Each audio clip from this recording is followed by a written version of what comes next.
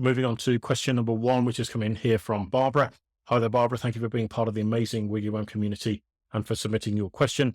So Barbara's question is, we've just listed our home for sale and we've had some people interested. We found a property that we think we'd like to move to, but we're worried about the horror stories that come up of sales falling through. What would you say are the most common reasons for property sales to fall apart? And is there any way I can prevent it from happening to us? Okay, there, Barbara, that's a great question. Thank you very much for sending that one in. This is interesting because not only is agreeing a sale going to be harder for a lot of estate agents and conveyancers, as I've just alluded to at the start of this webinar, but keeping those sales together is going to be of paramount importance for everybody involved. And I think there's going to be a real opportunity for the best agents to shine by putting themselves out there and by making sure that they are the ones that are really digging in deep and working hard for their clients and getting the best price they can for them. And not just only that, but actually seeing the deal all the way through to completion. Okay.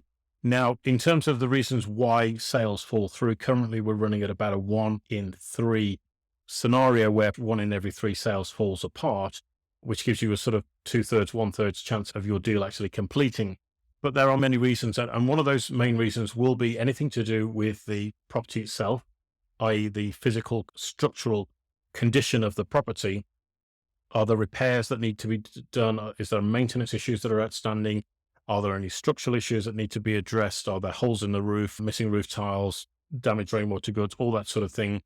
Because the real problem for many people that come to have a look at your property, they are not necessarily seasoned property buyers. So what they will do is they will go and have a look at the property. They'll decide whether or not it's for them, but they have no clue as to whether or not it's structurally sound. They have no clue whether or not it needs a lot of money spending on it to do it up usually. And so when the surveyor goes around and says it needs £20,000 spending on it, they go, oh my goodness, wasn't expecting that. I'm scared. I'm pulling out of the deal is basically what goes on. Okay.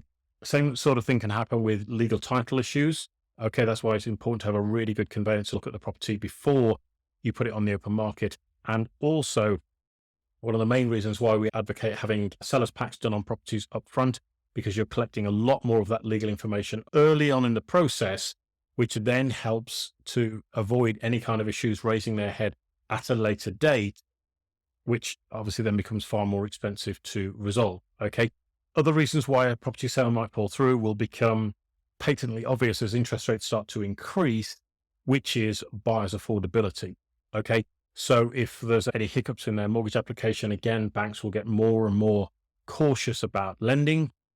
They'll start to get more and more cautious about the financing that they're giving to people and the stability of the clients that are taking the finance in the first place. As interest rates start to creep up, they might go, do you know what, actually, you don't pass our stress test anymore. We're not going to give you that mortgage product. Therefore, the sale falls apart.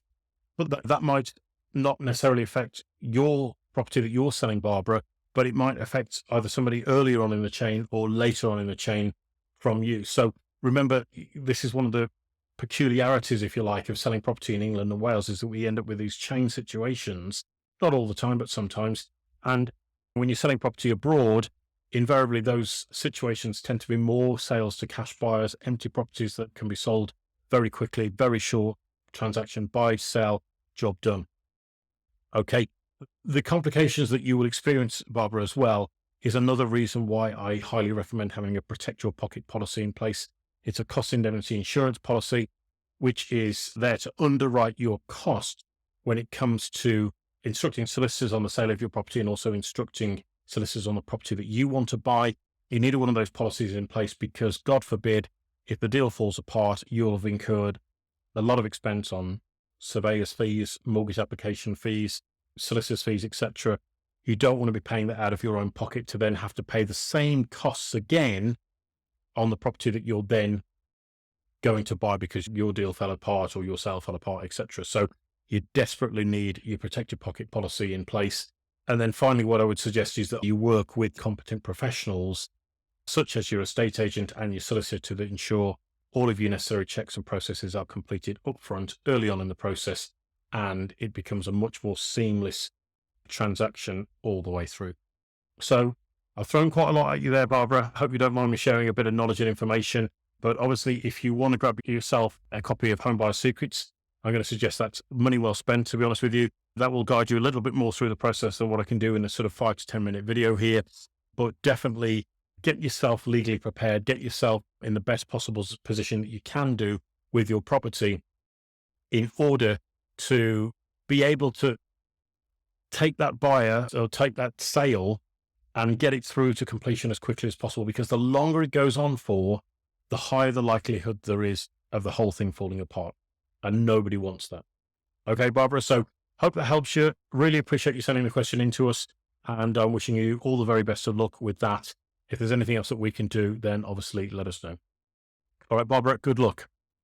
So, ladies and gentlemen, that's the end of today's webinar. I hope you've enjoyed it as much as I have. As I say, I think the thumbs definitely had an impact in terms of some of the answers I've given to these questions today, but I hope you'll appreciate I've given all of my answers with the best possible intent as I can, and to try and make this as entertaining as I can, but also as self-explanatory as I can, to really help you see the opportunity that is unfolding in the marketplace right now.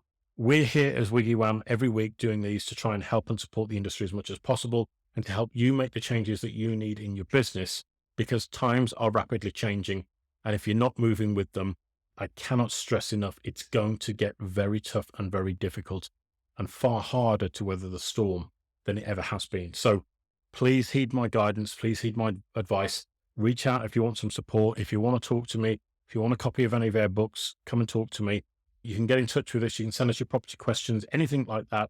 Send us an email, happytohelp@wiggywam.co.uk. That's happytohelp@wiggywam.co.uk. You can go to our Twitter. You can go to our Instagram. You can even go to our TikTok channel now, and that is all at @wiggywam_UK. That's at @wiggywam_UK. You can even go to our website, which is wiggywam.co.uk. You can register for a free account on there, or you can sign up to become one of our clients on that site. We can engage on that platform as well. You can ask any questions that you like through there. You're going to find more learning resources on that site that's going to help and guide you as much as possible. And I'm just here to offer you as much as I possibly can of me. I'm here to serve. I'm here to welcome you to a better way of doing things. And whatever it is that you need, please reach out. It'd be my delight to support you through this journey. And I'm looking forward to seeing you on a webinar again in the future very soon. So thanks ever so much indeed for joining me, guys, and look forward to catching up with you very soon. All right, take care. Bye-bye.